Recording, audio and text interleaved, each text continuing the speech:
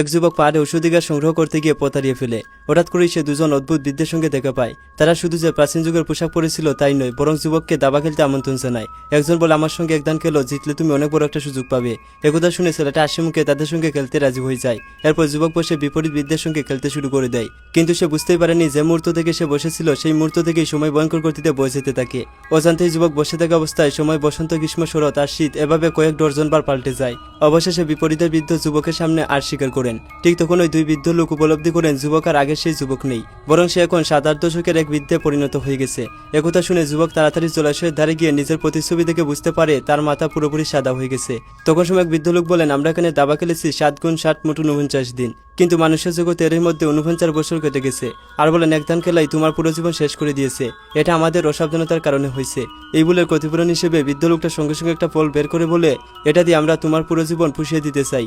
এই ফলটা খেলে তোমার শরীর মজবুত হবে আর তোমার বয়স কমে যাবে। একথা শুনে যুবক ফলটি নিয়ে সঙ্গে সঙ্গে খেয়ে ফেলে। কিছুক্ষণের মধ্যেই পুরো ফল শেষ হয়ে যায়। শুধুমাত্র একটি বিচি বাকি থাকে, যেটা যুবক হাতে করে তার পকেটে ভরে রাখে। ঠিক তখন ওই যুবক হঠাৎ করে অস্বাভাবিক কিছু অনুভব করে। পরের মুহূর্তে দেখা যায় বৃদ্ধ যুবক হঠাৎ করে 10 বছরের শিশুতে পরিণত হয়ে যায়। এই দৃশ্য দেখে বৃদ্ধ লোকটা তখনই বুঝতে পারে যুবকটি আসলে একজন সাধারণ মানুষ। অমৃত ফলের ঔষধি শক্তি একজন মানুষের জন্য অত্যন্ত বেশি।